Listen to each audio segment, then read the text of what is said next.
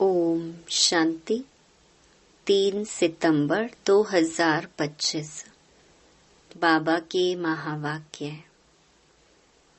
मीठे बच्चे, सत्य पंडा आया है तुम्हें सच्ची सच्ची यात्रा सिखलाने।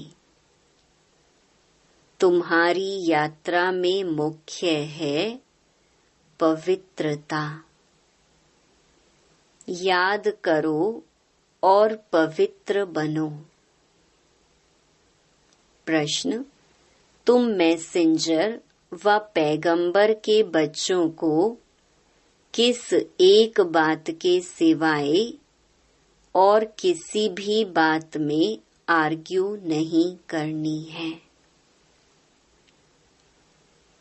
उत्तर, तुम मैसेंजर के बच्चे सबको यही मैसेज दो कि अपने को आत्मा समझो और बाप को याद करो, तो इस योग अग्नि से तुम्हारे विकर्म विनाश होंगे। यही औना रखो, बाकी और बातों में जाने से कोई फायदा नहीं। तुम्हें सिर्फ सभी को बाप का परिचय देना है, जिससे वह आस्तिक बने। जब रचता बाप को समझ लेंगे तो रचना को समझना सहज हो जाएगा। गीत, हमारे तीर्थ न्यारे हैं। ओम शांति। मीठे मीठे रूहानी बच्चे जानते हैं कि हम सत्य तीर्थवासी हैं, सच्चा पंडा, और हम उनके बच्चे जो हैं वह भी सच्चे तीर्थ पर जा रहे हैं। यह है झूठ खंड अथवा पतित खंड। अभी सच खंड व पावन खंड में जा रहे हैं। मनुष्य यात्रा पर जाते हैं ना, कोई कोई खास यात्राएं लगती हैं जहां पर कोई कभी भी जा सकते हैं। यह भी यात्रा है। इसमें जाना तब होता है जब सत्य पंडा खुद आए। वह आता है कल्प कल्प के संगम पर। इसमें ना ठंडी ना गर्मी की बात है, न धक्के खाने की बात है। यह तो है याद की यात्रा। उन यात्राओं में सन्यासी भी जाते हैं। सच्ची सच्ची यात्रा करने वाले जो होते हैं वह पवित्र रहते हैं। तुम्हारे में सभी यात्रा पर हैं। तुम ब्राह्मण हो। सच्चे सच्चे ब्रह्मा कुमार कुमारियां कौन हैं? जो कभी भी विकार में नहीं जाते हैं। पुरुषार्थी तो जरूर हैं। मनसा संकल्प भलाएं। मुख्य है ही विकार की बात। कोई पूछे, निर्विकारी ब्राह्मण कितने हैं आपके पास? बोलो, यह पूछने की जरूरत नहीं है। इन बातों से आपका क्या पेट भरेगा? तुम यात्री बनो। यात्रा करने वाले कितने हैं, इस पूछने से कोई फायदा नहीं है। ब्राह्मण तो कोई सच्चे भी हैं तो झूठे भी हैं। आज सच्चे हैं, कल झूठे बन जाते हैं। विकार में गया तो ब्राह्मण नहीं ठहरा, फिर शूद्र का शूद्र हो गया। आज प्रतिज्ञा करते, कल विकार में गिर असुर बन जाते हैं। अब यह बातें कहाँ तक बैठ समझाएं? इनसे पेट तो नहीं भरेगा, वह मुख मीठा नहीं होगा। यहाँ हम बाप को याद करते हैं और बाप की रचना के आदि मध्य अंत को जानते हैं। बाकी और बातों में कुछ रखा नहीं है। बोलो, यहाँ बाप की याद सिखाई जाती है और पवित्रता है मुख्य। जो आज पवित्र बन फिर अपवित्र बन जाते हैं तो वह ब्राह्मण ही नहीं रहा। वह हिसाब कहाँ तक बैठ तुमको सुनाएंगे। ऐसे तो बहुत गिरते होंगे माया के तूफानों में, इसलिए ब्राह्मणों की माला नहीं बन सकती है। हम तो पैगंबर के बच्चे पैगाम सुनाते हैं, मैसेंजर के बच्चे मैसेज देते हैं। अपने को आत्मा समझ और बाप को याद करो तो इस योग अग्नि से विकर्म विनाश होंगे। यह औना रखो। बाकी प्रश्न तो ढेर के ढेर मनुष्य पूछेंगे। सिवाय एक बात के और कोई बातों में जाने से कोई फायदा है नहीं। बाकी प्रश्न तो ढेर के ढेर मनुष्य पूछेंगे। सिवाय एक बात के और कोई बातों में जाने से कोई फायदा ही नहीं। यहाँ तो यह जानने का है कि नास्तिक से आस्तिक, निधन से धन के कैसे बने, जो धनी से वर्षा पाए, यह पूछो। बाकी तो सब पुरुषार्थी हैं। विकार की बात में ही बहुत फेल होते हैं। बहुत दिनों के बाद स्त्री को देखते हैं तो बात मत पूछो। कोई को शराब की आदत होती है। तीर्थों पर जाएंगे तो शराब अथवा बीड़ी की जिनको आदत होगी वह उसके बिगर रह नहीं सकेंगे, छिपाकर भी पीते हैं। कर ही क्या सकते। बहुत हैं जो सच नहीं बोलते हैं, छिपाते रहते हैं। बाबा बच्चों को युक्तियां बतलाते हैं कि कैसे युक्ति से जवाब देना चाहिए। एक बाप का ही परिचय देना है जिससे मनुष्य आस्तिक बने। पहले जब तक बाप को नहीं जाना है तब तक कोई प्रश्न पूछना ही फालतू है। ऐसे बहुत आते हैं, समझते कुछ भी नहीं, सिर्फ सुनते रहते, फायदा कुछ भी नहीं। बाबा को लिखते हैं 1000-2000 आई, उनसे 2-1 समझने लिए आते रहते हैं। फलाना फलाना बड़ा आदमी आता रहता है, हम समझ जाते हैं। उनको जो परिचय मिलना चाहिए वह मिला नहीं है। पूरा परिचय मिले तो समझें।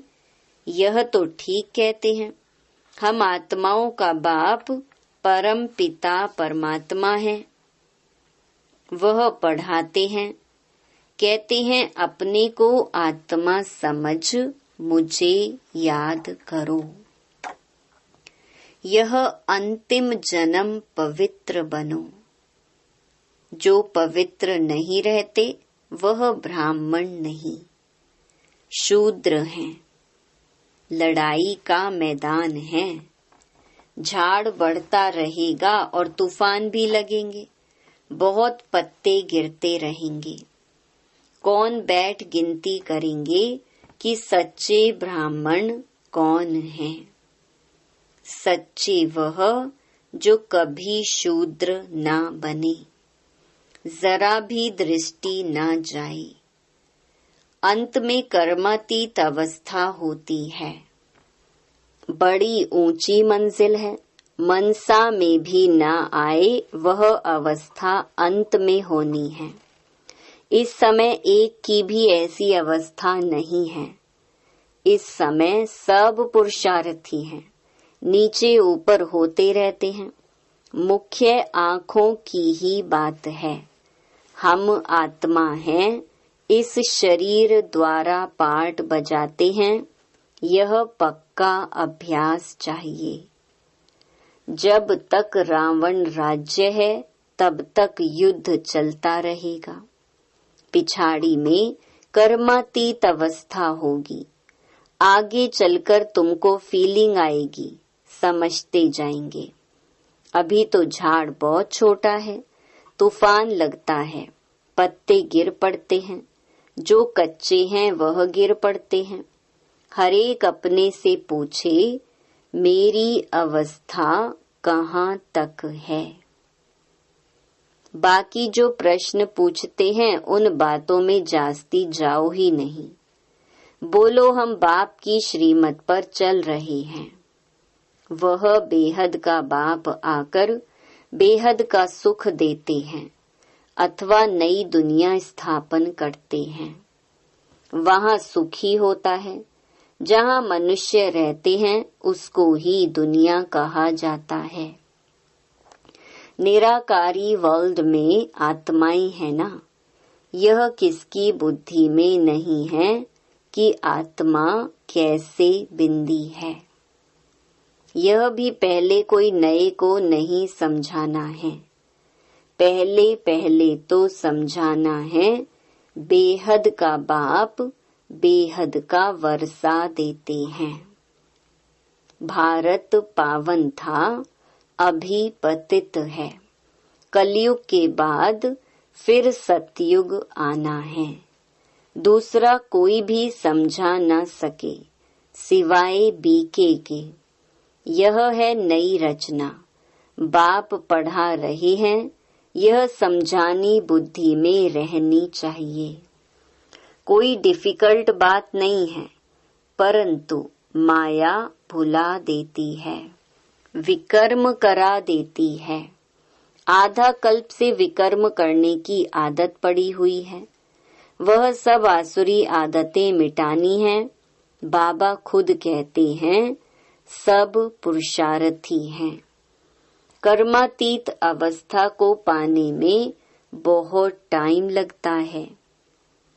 ब्राह्मण कभी विकार में नहीं जाते। युद्ध के मैदान में चलते चलते हार खा लेते हैं। इन प्रश्नों से कोई फायदा नहीं। पहले अपने बाप को याद करो। हमको शिव बाबा ने कल्प पहले मुहाफिक फरमान दिया है कि अपने को आत्मा समझ मुझे याद करो। यह वही लड़ाई है। बाप एक है। श्री कृष्ण को बाप नहीं कहेंगे। श्री कृष्ण का नाम डाल दिया है। रॉन्ग से राइट बनाने वाला बाप है। तब तो उनको ट्रुथ कहा जाता है ना। इस समय तुम बच्चे ही सारी सृष्टि के राज को जानते हो। सतयुग में है डेइटी डायनेस्टी। रावण राज्य में फिर है आसुरी डायनेस्टी। संगम युग क्लियर कर दिखाना है। यह है पुरुषोत्तम संगम युग। उस तरफ देवताएं, इस तरफ असुर। बाकी उन्हों की लड़ाई हुई नहीं है। लड़ाई तुम ब्राह्मणों की है विकारों से। इनको भी लड़ाई नहीं कहेंगे। सबसे बड़ा है काम विकार। यह महाशत्रु है। इन पर जीत पाने से ही तुम जगत जीत बनेंगे। इस विष पर ही अबलाएं मार खाती हैं। अनेक प्रकार के विघ्न पड़ते हैं। मूल बात है पवित्रता की। पुरुषार्थ करते करते तूफान आते आते तुम्हारी जीत हो जाएगी। माया थक जाएगी। कुश्ती में पहलवान जो होते हैं वह झट सामना कर लेते हैं। उन्हों का धंधा ही है अच्छी रीति लड़कर जीत पाना। पहलवान का बड़ा नामाचार होता है, इनाम मिलता है। तुम्हारी तो यह है गुप्त बात। तुम जानते हो हम आत्माएं पवित्र थी। अभी अपवित्र बनी है, फिर पवित्र बनना है। यही मैसेज सबको देना है। और कोई भी प्रश्न पूछे, तुमको इन बातों में जाना ही नहीं है। तुम्हारा है ही रूहानी धंधा। हम आत्माओं में बाबा ने ज्ञान भरा था, बाद में प्रारब्ध पाई, ज्ञान खत्म हो गया। अब फिर बाबा ज्ञान भर रहे हैं। बाकी नशे में रहो, बोलो बाप का मैसेज देते हैं कि बाप को याद करो तो कल्याण होगा। तुम्हारा धंधा ही यह रूहानी है। पहली पहली बात कि बाप को जानो। बाप ही ज्ञान का सागर है। वह कोई पुस्तक थोड़ी सुनाते हैं। वो लोग जो डॉक्टर ऑफ फिलॉसफी आदि बनते हैं, वह किताब पढ़ते हैं। भगवान तो नॉलेजफुल है। उनको सृष्टि के आदि मध्य अंत की नॉलेज है। वह कुछ पढ़ा है क्या? वह तो सब वेदों शास्त्रों आदि को जानते हैं। बाप कहते हैं, मेरा पार्ट है तुमको नॉलेज समझाने का। ज्ञान और भक्ति का कॉन्ट्रास्ट और कोई बता न सके। यह है ज्ञान की पढ़ाई। भक्ति को ज्ञान नहीं कहा जाता है। सर्व का सद्गति दाता एक ही बाप है। वर्ल्ड की हिस्ट्री जरूर रिपीट होगी। पुरानी दुनिया के बाद फिर नई दुनिया जरूर आनी है। तुम बच्चे जानते हो, बाबा हमको फिर से पढ़ाते हैं। बाप कहते हैं, मुझे याद करो, जोर सारा इस पर है।